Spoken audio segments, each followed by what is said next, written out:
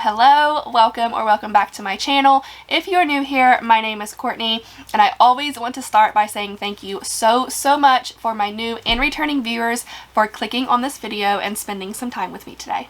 I've been getting so much positive feedback from you guys, and I know I mentioned this last time, but I have to say thank you again because it does make me feel so much more comfortable in telling these stories, and I definitely don't feel as nervous as I have the last few videos. So definitely starting to get more comfortable with this. I know true crime is a very touchy subject, but this is all for educational purposes, and I guess I should always say in the beginning, viewer discretion is advised. This case really surprised me. I did not expect what happened to happen. It just, you see this, what seems to be a loving, all-American family, very wealthy family, we will learn. Somebody in the family just kind of flies off the handle and the worst of the worst happens. So let's get into it. Today we are talking about John List. John List was born on September 17th, 1925 in Bay City, Michigan. His father was John Frederick List and his mother was Alma Florence List. John was the only child, and he was born into a very religious family. His father was a devout Lutheran, and he also taught at Sunday schools in Bay City, Michigan. Now before I move forward, I do want to stop and say this is not a religion thing. I am not saying that if you are a Lutheran that you're a murderer. That's not what I'm saying. That's not what I'm getting at. That has nothing to do with what John did. It's just an important part of his story that I need to tell. Moving on. John had a super normal childhood. There was never any signs of like psychological distress. The only issue with John is that he was a loner. He was very socially awkward. He did not try to make friends with anybody. I don't even think he had very many, if any, friends in school. He just really kept to himself, which is not a bad thing, but I did want to mention that. After high school, John joined the United States Army during World War II, and he worked as a laboratory technician. After the war, John actually got his bachelor's degree in business administration at the University of Michigan, and then after that, he went even further and got his master's degree in accounting from the same university. And then as the Korean War escalated, John went back into the Army, and he became a lieutenant, and he was stationed in, I'm going to butcher this, Fort Eustis in Virginia. I'm so sorry if I said that wrong. Fort Eustis in Virginia, but that's where he met his wife, Helen. Helen Morris Taylor was a widow. Her husband died in the Korean War, and she had a daughter from her previous marriage. Her name was Brenda. She was very young at the time that her and John met. But a few months later, John and Helen did start dating, and then Helen tells John that she's pregnant. John was raised to be a very strict Lutheran, so back in those times, it was kind of like, if you're having a baby, you need to get married because it was a sin to have a baby out of wedlock. They got married in December of 1951, but what John did not know is that this was a lie. Helen was not pregnant. I don't know if she did this just because she wanted to get married right away, and so she knew that John, being a very religious man, would propose as soon as he knew they were having a baby. But at this time, she was not pregnant. That was just a lie. John was discharged from the Army in 1952, and they would move to California, Detroit. They kind of moved around a lot, but they settled down in Detroit for a little while where he worked as an accountant at a local firm. Then John took a really good paying job with a paper company in Kalamazoo, Michigan, and that's where they really settled in with the family. Together, John and Helen had 3 children.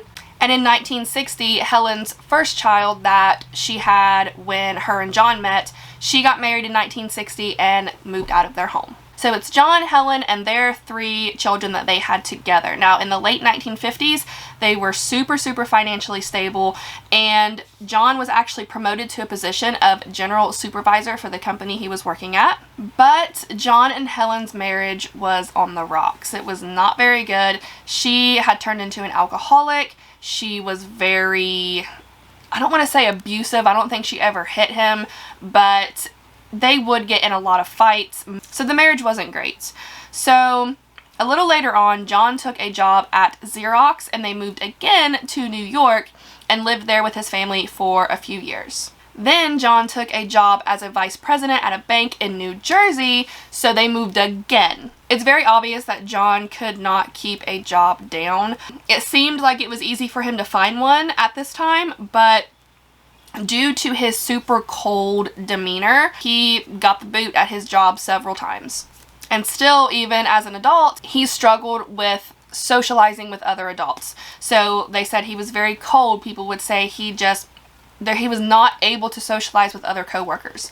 It was said that he was even way too shy and even showed a lack of interest in talking to his own supervisors. So when John was let go from his last job, he was not ready to tell his family that he lost another job. To him, this made him feel like a failure, and I forgot to mention, they actually purchased a 19-bedroom mansion that even had like a full apartment on the top. It had like its own living area up top with bedrooms, bathrooms, kitchen, living room, everything up top. So John and Helen and their 3 kids would live in the lower area, and John actually had his mother put the down payment on the house because he was struggling to come up with that. So she paid for the down payment for this big 19-bedroom mansion, and she lived up top in that like apartment area. So obviously with John not being able to hold down a job, it was becoming very financially stressful for him, and he was not about to tell his family that he was what in his mind was a failure, not able to keep a job. Mortgage payments are due, they're behind, all kinds of different bills are behind. He even starts to kind of like slowly steal money out of his own mother's savings account to keep them at least with their head kind of above water with all of these bills. But instead of sitting his family down and saying, listen, we need to sell the house and move to a smaller location, or I don't have a job, I need to try to find one, or just whatever, just having a civil conversation with your family about something very important, he just hides it from his family. He gets up every single morning, puts on his full suit, because John didn't go anywhere without wearing a full suit. It didn't matter if he was going to go cut the grass or buy groceries. He always wore a full suit. So he gets up every morning, puts his suit on, goes to the train station, and sits there. So he's making his family think that he's getting up and going to work every morning, because Helen stays at home. She does not work. The kids go to school. John leaves and just sits at the train station all day. People think that he's at work all day when really he's just sitting reading the newspaper, watching people at the train station, and then coming home when he would normally be getting home from work if he actually had a job. So on top of the stress and depression and just financial issues that John was secretly dealing with, his oldest daughter says that she wants to become an actress. And although that sounds like, hey, like that's great, that's an amazing dream to have, like work for it, for John, this sent him over the edge. He believed that working in the acting industry was a huge sin, and he thought that working in this field would cause his daughter to stray away from their religious beliefs. So this was absolutely unacceptable for John. To add on even more to his stress, Helen, that I said earlier, was an alcoholic. It was learned that she had also contracted syphilis from her previous marriage. So all of this is just like piling on top of John, and you know, I hate to say a normal person, but I don't know how else to put it. A more mentally stable person, I guess I should say, would maybe just take a minute to go outside and just scream or handle the situation much differently than John did. But he thought, and then this is what he tells authorities, he thought that he only had 2 options. It was either tell his family that they needed to go on welfare, which he thought was going to just completely put a big stain on their public image, or he could kill his whole family. And I'm sure, you know, we wouldn't be here telling this story if they would have just went on welfare. But here we are on November 7th, 1971. John gets up, puts on his suit. He took his children to school, came home, and loaded some weapons. I have to be censored because YouTube does not like this sort of conversation. He's sitting downstairs and he is waiting for his wife Helen to walk downstairs like she does every morning to make her coffee. So she wakes up, normal day, walks downstairs, goes to make her coffee, and John shoots his wife in the back of the head. So then he goes upstairs into where his mother is living, up in that like apartment like area at the top. And obviously his mother heard a noise and she said, you know, what was that? And he says, you know, I'm not sure. I thought maybe you fell. I was coming upstairs to check on you. And then he shoots her in the back of the head as well. He then goes downstairs, makes himself lunch, and eats it. You just murdered your mother and wife. It's a lot of work. I'm going to sit down and make myself something to eat. How do you sit down at the kitchen table and just eat a nice little lunch after you killed your mother and your wife? He then calls the school where his children are and lets them know, hi, my kids are not going to be in school. We're going to be gone for about a month. My wife's mother lives in South Carolina. She's very ill.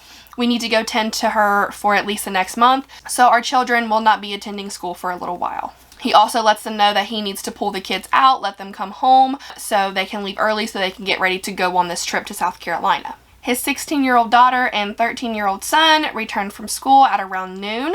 They walk into the main door of the home, and just as they walk in, John shoots them both in the head, killing them.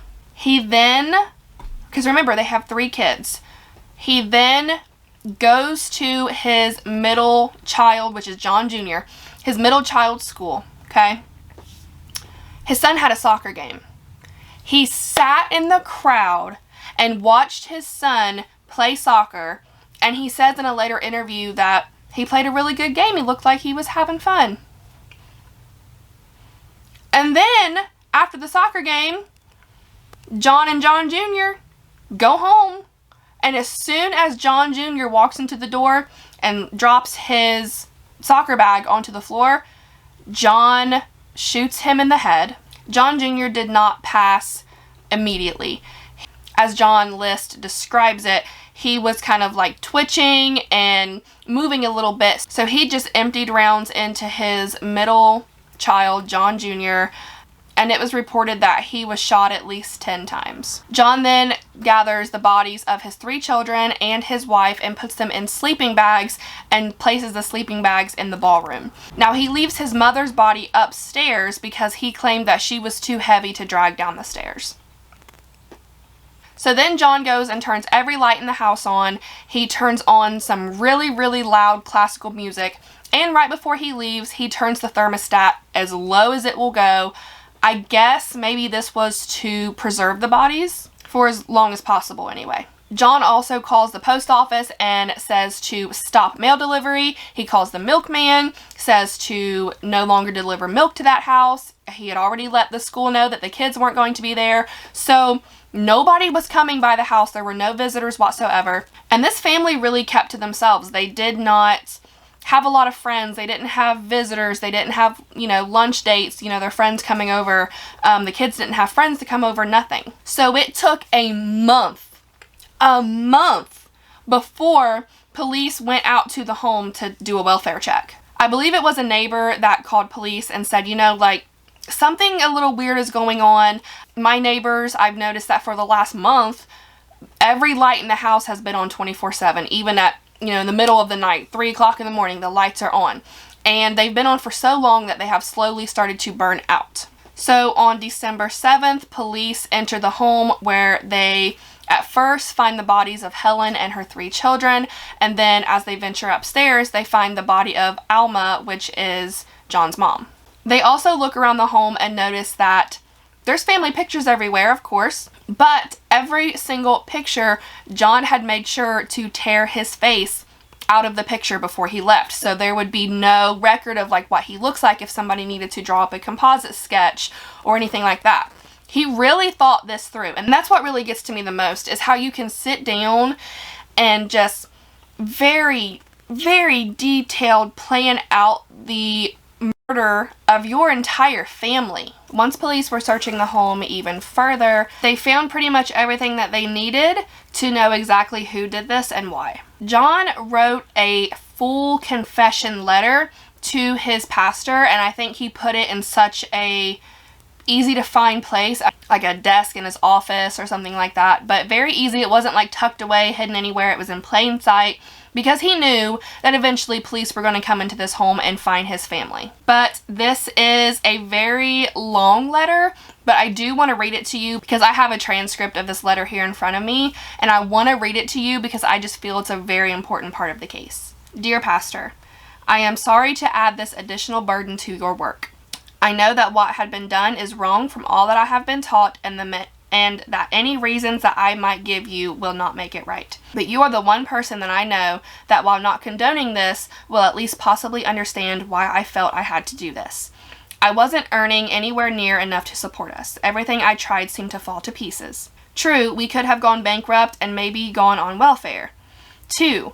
But that brings me to my next point. Knowing the type of location that one would have to live in, plus the environment for the children, plus the effect of them knowing that they were on welfare, was just more than I thought they could and should endure. I know they were willing to cut back, but this involved a lot more than that. 3. With Pat being so determined to get into acting, I was also fearful as to what that might do to her continuing to be a Christian.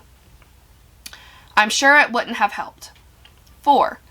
Also, with Helen not going to church, I knew that this would harm the children eventually in their attendance. I had continued to hope that she would begin to come to church soon, but when I mentioned to her that Mr. Jutes wanted to pay her an elder's call, she just blew up and said that she wanted her name taken off the church rolls. Again, this could only have an adverse result for the children's continued attendance. So that is the sum of it. If any one of these had been the condition, we might have pulled through, but this was just too much. At least I'm certain that they have all gone to heaven now. If things had gone on, who knows if this would be the case. Of course, Mother got involved because doing what I did to my family would have been a tremendous shock to her at this age. Therefore, knowing that she is also a Christian, I felt it best that she would be relieved of the troubles of this world that would have hit her. After it was all over, I said some prayers for them all from the hymn book. That was the least I could do. Now for the final arrangements. Helen and the children have all agreed that they would prefer to be cremated. Please see to it that the costs are kept low. For Mother, she has a plot at the Frankenmuth Church Cemetery. Please contact Herman Schelke's, Route 4, and then he put an address. He's married to a niece of Mother's and knows what arrangements are to be made. She always wanted Reverend Herman Zender of Bay City to preach her sermon, but he's not well. Also, I'm leaving some letters in your care. Please send them on and add whatever comments you think appropriate. The relationships are as follows. Mrs. Linda Meyer, Mother's sister. Mrs. Eva Meyer, Helen's mother. Jean Seifert, Helen's sister. Also, I don't know what will happen to the books and personal things, but to the extent possible, I'd like for them to be distributed as you see fit. Some books might go to the school or church library. Originally, I had planned for this for November 1st, All Saints' Day, but travel arrangements were delayed. I thought it would be an appropriate day for them to get to heaven. As for me, please let me be dropped from the congregation rolls. I leave myself in the hands of God's justice and mercy. I don't doubt that He is able to help us, but apparently He saw fit not to answer my prayers the way I'd hoped they would be answered.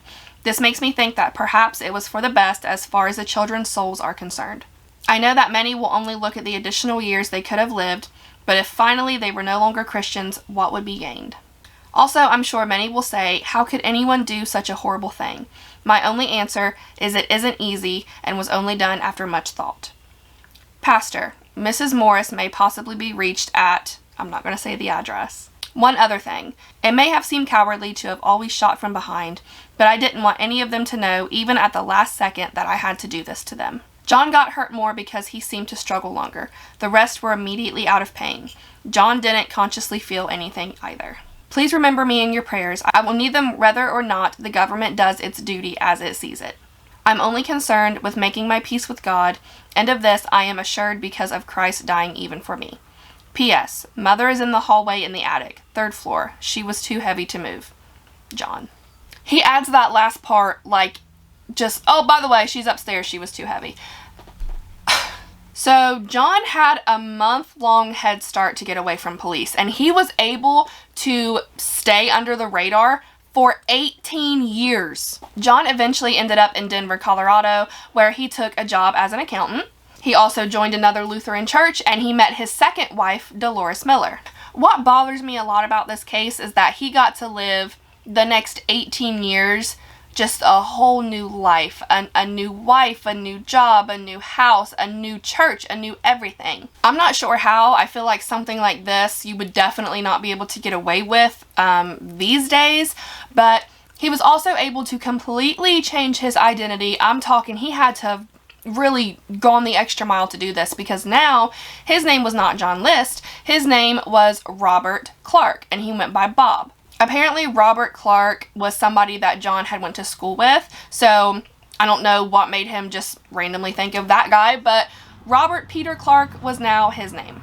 And he managed to do this for 18 years. The only reason why John List was caught is because of the TV show America's Most Wanted. America's Most Wanted was broadcasted by Fox Network in 1989, and police had really started to kind of, I don't want to say bother, but they were very persistent with the producers of America's Most Wanted, saying that, you know, they wanted to get this story out there, because America's Most Wanted at first did not want to have the case of John List on their show because it had been like the oldest case that would have ever been on the show. They kind of thought like, okay, it's 18 years old. Nobody is going to be able to solve this case, so we don't want to do it. But like I said, police were super persistent. Eventually, John List was on America's Most Wanted. Now, John loved this show. He watched it like obsessively, and really I think that he was probably looking for himself to be on the show. So on John's episode of America's Most Wanted, forensic sculptor Frank Bender had actually consulted with a forensic psychologist to create a profile so he could make a bust, which is like a statue from like here up, of what the aged John List would look like 18 years after the murders. John actually said in a later interview that when he saw the sculpture of himself on America's Most Wanted, that he was actually very impressed because it looked exactly like him. Now, during the show, John's neighbor actually saw the episode as well and thought, oh my gosh, that looks exactly like my neighbor, Bob Clark. So she notifies authorities, and police are able to find John List at his work and arrested him right then and there. They were able to match John's fingerprints from his military record to a fingerprint they found at the crime scene, so they knew it was him, even though he was very persistent that, no, I'm not John List. My name is Robert Peter Clark. You can call me Bob. Like, no, you are John List. We got your fingerprints matched. You're going to prison. John finally confessed to the murders in February of 1990 and was convicted of 5 counts of first-degree murder in April of 1990 and was charged with 5 separate life sentences. John, of course, defended himself, saying that he was not mentally stable, but the court knew that was a bunch of bullshit, and he was sent to prison. He spent the rest of his life at New Jersey State Prison, and in an interview, he stated that he did not take his own life because he believed that taking your own life prevents you from going to heaven, and he wanted to eventually reunite with his family in heaven, and if he took his own life, then he would not be able to do that. John List passed away on March 21st, 2008 after complications from pneumonia, and he was 82 years old. That is the case of John List. That was rough. I'm sorry. I tried to keep it as censored as I possibly could, but like always, I do want to know y'all's thoughts down in the comments. Stay safe, and I'll see you next week. Bye!